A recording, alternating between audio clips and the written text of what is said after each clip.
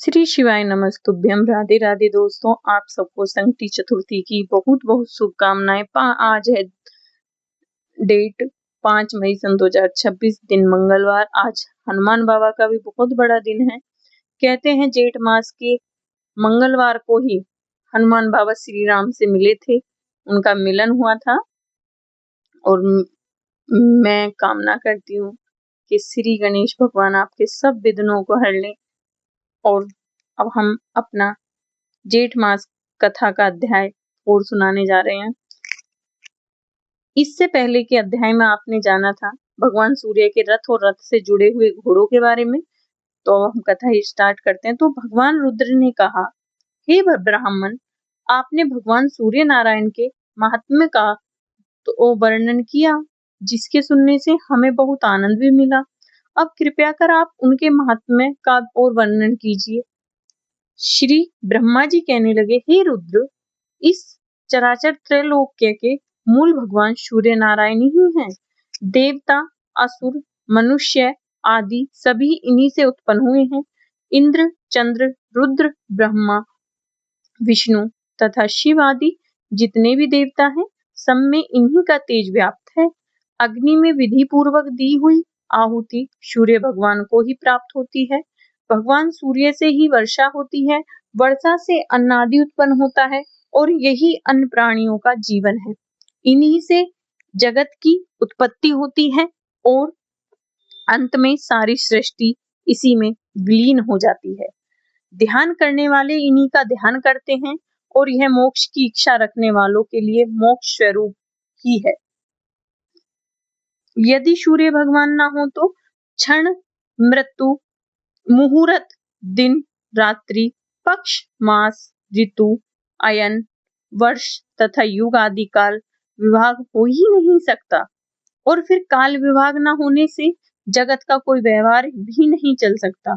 ऋतुओं का विभाग न हो तो फिर फल फूल, खेती, औषधि आदि कैसे उत्पन्न हो सकती हैं? और इनकी उत्पत्ति के बिना प्राणियों का जीवन भी कैसे रह सकता है? इससे यह स्पष्ट होता है कि इस चराचर विश्व के मूलभूत का कारण भगवान सूर्य नारायण ही है। सूर्य भगवान वसंत ऋतु में कपिल वर्ण, ग्रीष्म ऋतु में स्वर्ण के समान, वर्षा में श्वेत, शरद ऋतु में पांडु वर्ण में हेमंत और ताम्र वर्ण, और शीश ऋतु में रक्त वर्ण के होते हैं। इन वर्णों का अलग अलग फल है। रुद्र, अब आप उसे भी सुनिए। यदि सूर्य भगवान असमय में कृष्ण वर्ण के हो तो संसार में वह होता है। ताम्र वर्ण के हो तो सेनापति का नाश होता है। पीत वर्ण के हो तो राजकुमारों की मृत्यु होती है। और श्वेत वर्ण के हो तो राजपुरोहित का ध्वंस और चित्र अथवा धूम्र वर्ण के होने से चार ओर शास्त्र का वह होता है। परंतु ऐसा होने के बाद यदि बरसात हो जाती है तो फिर अनिष्ट फल नहीं होते हैं। अब जानिए भगवान सूर्य का अभिषेक और उनकी रथ यात्रा के बारे में। तो भगवान रुद्र ने पूछा, हे ब्राह्मण, भगवान सूर्य की रथ यात्रा कब और किस विधि से की जाती है?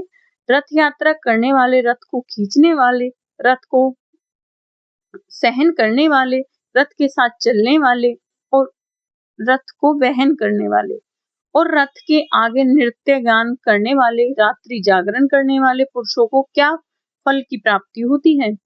इसे आप लोक कल्याण के लिए विस्तार पूर्वक बतलाइए। तब श्री ब्रह्मा जी कहने लगे, हे रुद्र, आपने अत्यंत उत्तम प्रश्न पूछा है हमसे।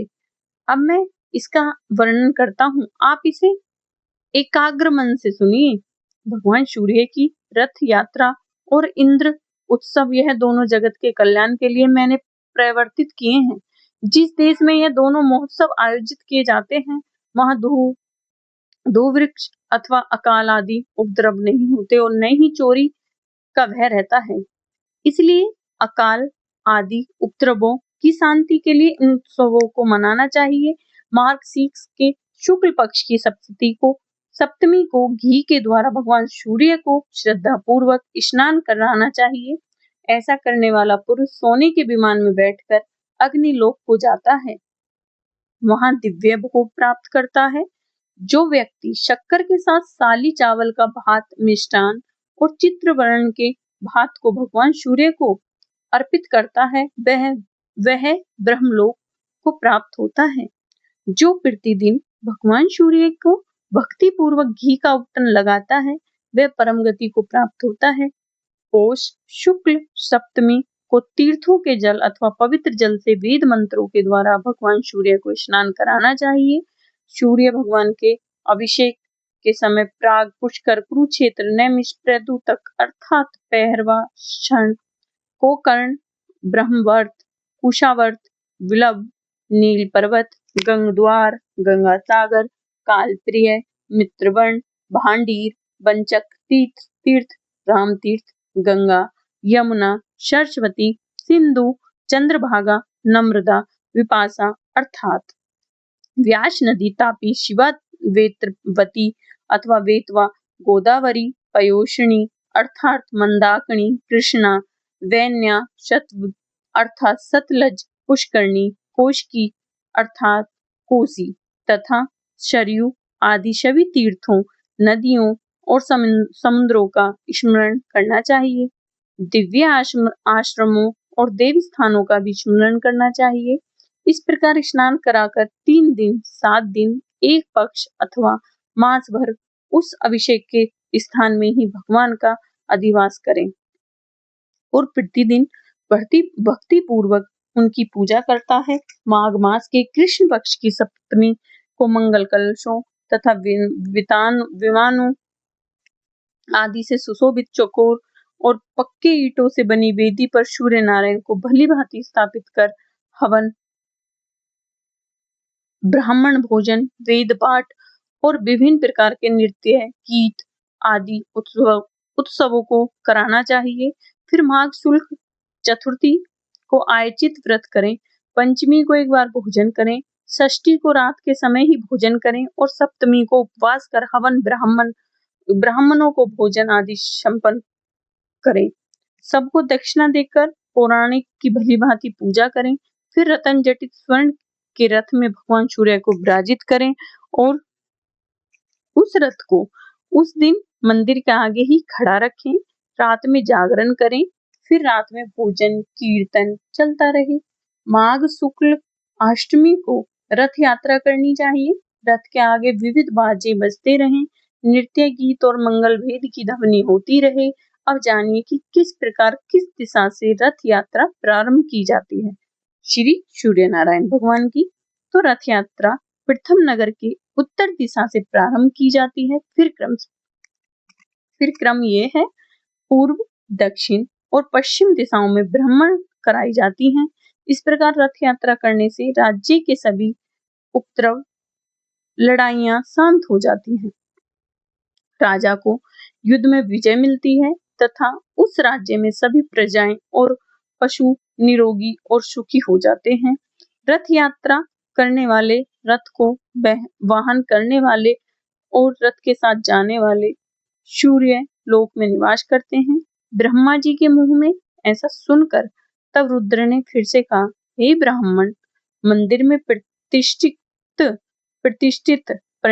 प्रतिमा को किस प्रकार उठाना चाहिए और किस प्रकार रथ में विराजमान करना चाहिए, इस विषय में मुझे कुछ संदेह हो रहा है, क्योंकि वह प्रतिमा तो स्थिर अथवा अचल प्रतिष्ठित है, अतः उसे कैसे चलाया जा सकता है। कृपया करें हे ब्रह्मा जी, आप मेरे इस संशय को दूर करें। तब ब्रह्मा जी कहने लगे, संवत्सर के अवयवों के रूप में जिस रथ का पूर्व में मैंने वर्णन किया है, वह रथ सभी रथों में पहला रथ है। उसको देखकर ही विश्वकर्मा जी ने सभी देवताओं के लिए अलग अलग विविध प्रकार के रथ बनाए हैं। उस प्रथम रथ की पूजा करने के लिए भगवान सूर्य ने अपने पुत्र मनु को वह रथ प्रदान किया। मनु ने राजा इक्ष्वाकु को दिया। तब यह रथ यात्रा पूजित हो गई और परंपरा से चली आ रही है। इसलिए सूर्य की रथ यात्रा का उत्सव मनाना चाहिए। भगवान सूर्य तो आकाश में भ्रमण करते रहते हैं, इसलिए उनकी प्रतिमा को चलाने में कोई भी दोष नहीं है। भगवान सूर्य के भ्रमण करते हुए उनका रथ और मंडल दिखाई नहीं पड़ता, इसलिए मनुष्य ने रथ यात्रा के द्वारा ही उनके रथ और मंडल का दर्शन किया है।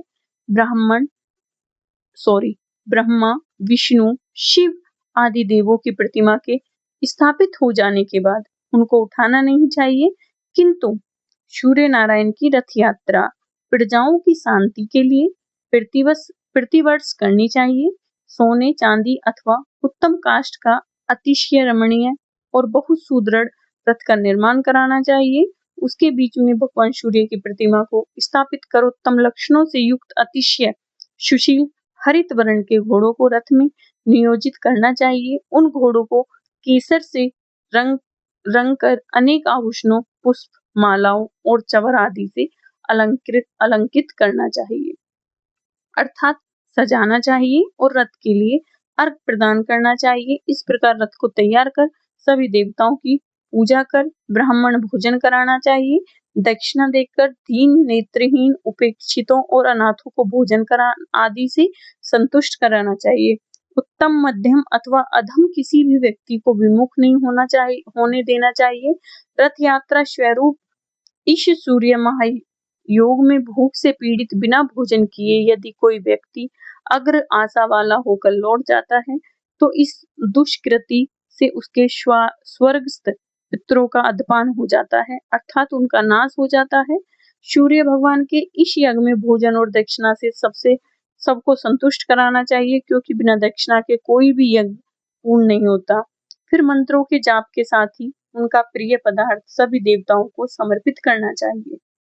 मंत्रों से बलि देकर वाम, देव्य, पवित्र, मानसोक तथा रथांतर इन ऋचाओं का पाठ करें। फिर पुण्य वाचन और अनेक प्रकार के मंगल गीतों की ध्वनि कर सुंदर और समतल मार्ग पर रथ को चलाइए, जिससे कहीं पर धक्का न लगे। रथ धीरे धीरे निरंतर आगे बढ़ना चाहिए। घोड़े के अभाव में अच्छे बैलों को भी रथ में लगा सकते हैं या फिर पुरुष गण ही रथ को खींच सकते हैं। 30 या 16 ब्राह्मणों को शुद्ध आचरण वाले हो, व्रती हो, वे प्रतिमा को मंदिर से उठाकर बड़ी सावधानी से रथ में स्थापित करें। सूर्य प्रतिमा के दोनों ओर सूर्य देव की रागी अर्थात संज्ञा और निशुंभा छाया नामक दोनों पत्नियों को स्थापित करें। सूर्य देव की पत्नियों के नाम है संज्ञा और छाया। सुना आपने? सूर्य देव की पत्नियों के नाम है संज्ञा और छाया, जिनका क्रम राग और निशुंभा भी है। निशुंभा को अर्थात छाया को दाहिनी ओर और राग को बाईं ओर स्थापित करना चाहिए। सदाचारी वेद पाठी 2 ब्राह्मण प्रतिमाओं के पीछे की ओर बैठे और उन्हें संभाल कर स्थिर रखें। सारथी भी कुशल रहना चाहिए। स्वर्ण दंड से सजा हुआ छत्र रथ के ऊपर लगाएं। अतिशय सुंदर रत्नों से जड़ित स्वर्ण दंड से युक्त ध्वजा रथ पर चढ़ाएं, जिससे में अनेक रंगों की 7 पताकाएं लगी हों, अर्थात 7 ध्वज लगे हों। रथ के आगे के भाग में सारथी के रूप में ब्राह्मण को बिठाना चाहिए। श्रद्धा रहित व्यक्ति को कभी भी रथ के ऊपर नहीं चढ़ाना चाहिए, मतलब कि जिस व्यक्ति की कोई श्रद्धा ही नहीं है, जो पूजा पाठ करना ही नहीं चाहता, उसको रथ पे नहीं चढ़ाना चाहिए, क्योंकि ब्राह्मण आदि का ही इसमें व्याख्या है। क्योंकि जो श्रद्धा रहित व्यक्ति होता है ना, वो रथ पर अरूढ़ अर्थात बैठता ही है, उसकी संतति नष्ट हो जाती है। ब्राह्मण, क्षत्रिय और वैश्य को ही रथ पर बैठने का अधिकार है। अपने स्थान से चलकर सर्वप्रथम रथ को उत्तर द्वार ले जाना चाहिए। फिर वहां पर एक दिन तक रथ की पूजा करें। विविध नृत्य, गीता आदि उत्सव, वेद पाठ तथा प्राणों की कथा होनी चाहिए। वहां ब्राह्मण भोजन भी कराना चाहिए। नवमी के दिन मतलब रथ चलकर पूर्व द्वार पर ले जाएं, एक दिन वहां पर रहें, तीसरे दिन दक्षिण द्वार पर ले जाएं और फिर चौथे दिन पश्चिम द्वार पर ले जाएं। फिर वहां से नगर के मध्य में रथ को ले जाया जाता है। वहां पूजन और उत्सव करें, दीपमाला प्रज्वलित करें, ब्राह्मणों को दान दें, भोजन कराएं। फिर वहां से मंदिरों में रथ लाना चाहिए। वहां नगर के सभी लोग मिलकर पूजन और उत्सव करें। फिर एक रात और एक दिन रथ में ही प्रतिमा रहे। दूसरे दिन भगवान सूर्य की प्रतिमा को रथ से उतारकर बड़ी धूमधाम से मंदिर में स्थापित करना चाहिए। इस प्रकार सप्तमी से त्रयोदशी तिथि तक रथ यात्रा होनी चाहिए। साथ ही चतुर्थी को प्रतिमा पूर्व स्थान में स्थापित कर देनी चाहिए, मतलब जो पहला स्थान है वहीं पे स्थापित करनी चाहिए। इस रथ यात्रा के करने से सभी विघ्न, सभी बाधाएं दूर हो जाती हैं। हरे कृष्णा, हरे राम। आज के अध्याय में बस इतना ही है। इसके आगे की कथा आप मैं कल सुनाऊंगी 6 मई सन 2026 को, और जरूर सुनिएगा। राधे राधे दोस्तों। हमारी जेठ मास कथा अध्याय 4 पूरा हुआ और आप सबको सुनने के लिए मेरा बहुत बहुत धन्यवाद।